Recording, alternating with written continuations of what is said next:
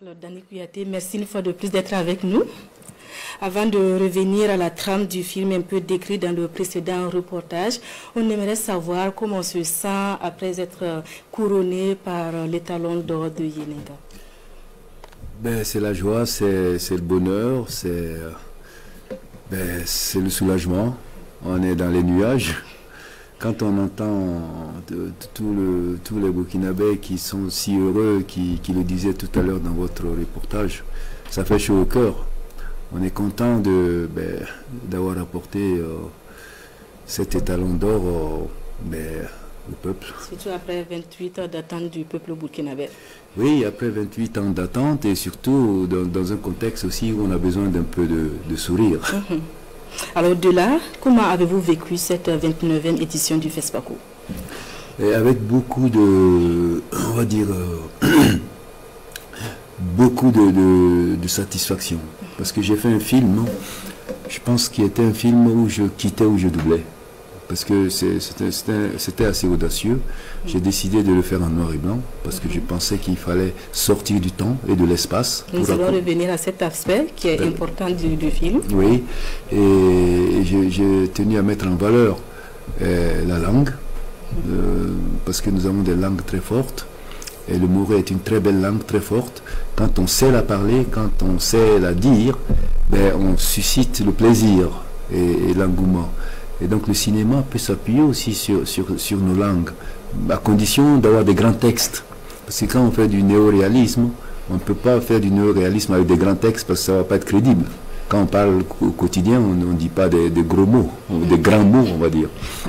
Donc il fallait passer par Shakespeare, mais je l'ai fait aussi dans le film Sia, le rêve du python. C'est la même chose que j'ai faite, mais je suis passé par le texte d'un Mauritanien qui s'appelait Moussa Diagana. C'était aussi une pièce de théâtre, et c'était un grand texte philosophique du rapport de conflit entre un fou et un roi. Et chacun est un roi à sa façon. Le fou se considère comme un roi, et voilà. Et donc, mais on a besoin de grandes histoires pour s'appuyer sur la langue. Okay. Alors, vous avez décidé d'inscrire le film dans l'intemporalité, vous l'avez évoqué tantôt, en réalisant le film en noir et blanc. Revenez sur le choix de ce modèle artistique. Oui, vous savez que le cinéma a commencé avec le noir et blanc. Et le noir et blanc est un format très très fort et très puissant. Donc l'avènement de la couleur a révolutionné le cinéma dans la mesure où ça campait les situations néoréalistes plus clairement. Parce que quand tu racontes des histoires quotidiennes et avec du noir et blanc, ça manque un peu de réalisme d'une certaine façon, puisque la couleur n'y est pas tout simplement. Et c'est ce qui fait que la couleur, quand elle est venue au cinéma, elle a été une révolution, parce que tout d'un coup, toutes ces histoires du quotidien qu'on racontait se collaient à la réalité, puisqu'on avait les couleurs, etc. On décide d'avancer, vous décidez de regarder dans le rétroviseur dans le passé. Mais non, mais c'est pas le passé, justement. Parce que le noir et blanc, c'est pas le passé, c'est une forme qui, à un moment donné, on n'avait pas le choix, on le faisait. Et puis donc, quand la couleur est venue, tous ceux qui racontaient des histoires du quotidien, etc., ils sont allés là parce que c'était une révolution. Mais le noir et blanc garde quand même sa force onirique et sa force métaphorique. Et donc ça veut dire qu'on a le choix. Donc c'est ça l'audace aussi. C'est ça l'audace. Et quand j'ai décidé de faire le film en noir et blanc, tout le monde était fâché, personne ne comprenait. Mais c'est vrai, tout le monde était aussi bien mes techniciens. C'était une folie pour les gens. Mais non, c'est pas une folie. Une folie qui a finalement payé. Mais ça a payé parce que c'est audacieux. Je raconte un conte, je veux sortir du temps et de l'espace. Pour moi, la meilleure façon de faire, c'est de brouiller les pistes de la couleur. Comme ça, on est tout de suite campé dans le rêve. Et d'ailleurs, j'ai eu beaucoup d'éloges pour la photographie.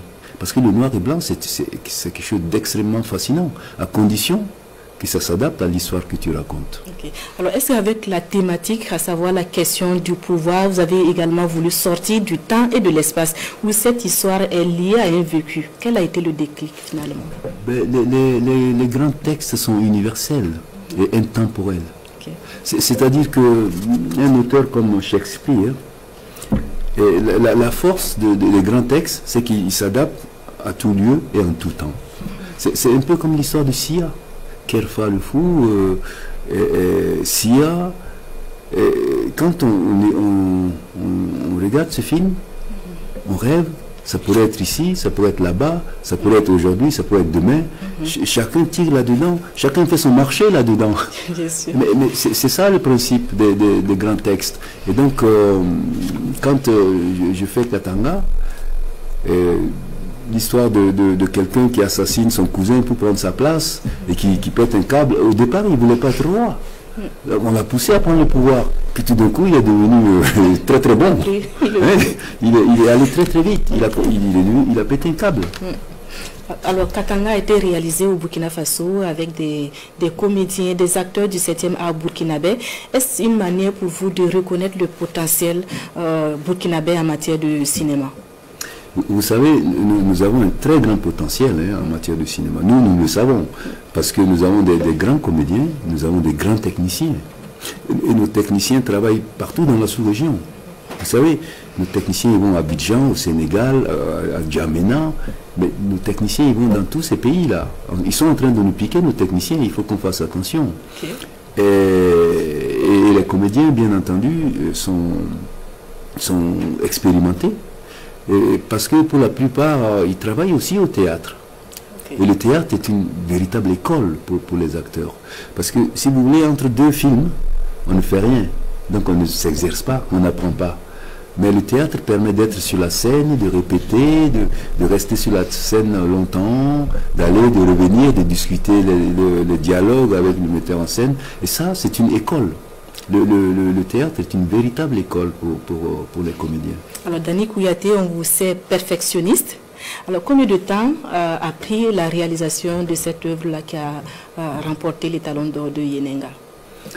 Alors, je l'ai écrit en général, j'ai fait 6 longs métrages et entre deux films, je prends 5 ans à chaque fois. Et de l'écriture jusqu'à la sortie du film, c'est en moyenne 5 ans qu'il y a entre chacun de mes films. Parce que moi, je fais du cinéma pour raconter des histoires. Je ne raconte pas des histoires pour faire du cinéma. Non, c'est les histoires qui me poussent à faire du cinéma, ce que je veux dire, ce que je veux raconter. Donc, je prends beaucoup de temps pour concevoir mon scénario. Donc, j'écris, je ne suis pas scénariste, donc je prends beaucoup de temps pour écrire mes scénarios. Et après ça, il faut chercher l'argent, après il faut préparer le tournage, et ça va très vite le temps. Alors vous avez tantôt parlé de l'argent.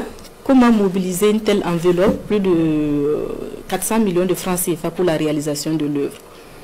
C'est de plus en plus difficile, hein. C'est un peu ça le problème. Une œuvre comme Katanga, quand vous le voyez, le budget normal aurait dû être 1 million d'euros, c'est-à-dire 650 000.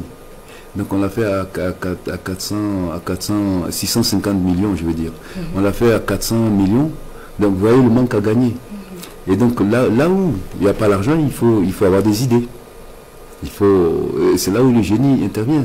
Mais je peux vous dire que parfois, on n'a même pas les moyens pour acheter le dessert pour les figurants. Quand tu as 100 figurants, et que tu dis, bon, je veux que mes figurants mangent de la banane après le repas, ton producteur, il compte la banane pour 100 personnes, ça fait tout de suite beaucoup d'argent. Ouais. Donc, on en est là à compter si on achète de la banane pour nos acteurs ou pas, vous comprenez? Ouais. Et donc, notre force, c'est vraiment l'engagement de nos techniciens et de nos comédiens. Et parce qu'ils ont l'amour du métier, ils ont le savoir, et ils sont toujours prêts à retrousser les manches et à nous suivre, quelles que soient les conditions. En tout cas, moi, j'ai eu cette chance-là. À chaque fois que j'ai fait un film, j'ai senti mes techniciens et mes comédiens derrière moi. Et nous travaillons comme un seul homme, mais vraiment. Et puis, nous sommes tous contents aujourd'hui de vous ramener les talons d'or. Et c'est vraiment un travail d'équipe. Ouais. Alors, aujourd'hui, avec les talons d'or de Yenenga, le regard de Dani Kouyaté est tourné vers où? Vers le prochain film. Parce que ça, c'est gratuit. Quand on a des projets, bon, quand tu écris, heureusement que tu ne payes pas pour écrire. Ouais. Donc, en plus, ça prend du temps. Donc, là, je suis en train de réfléchir à ma prochaine histoire. Ça va prendre un peu de temps. Okay. Mais, d'accord. Voilà. En tout cas, merci beaucoup d'être passé sur notre plateau et bonne inspiration à vous pour la suite. Merci beaucoup. C'est un plaisir et un honneur pour moi d'être là. Okay. Et de vous présenter les talents. On en est fiers du reste. Merci.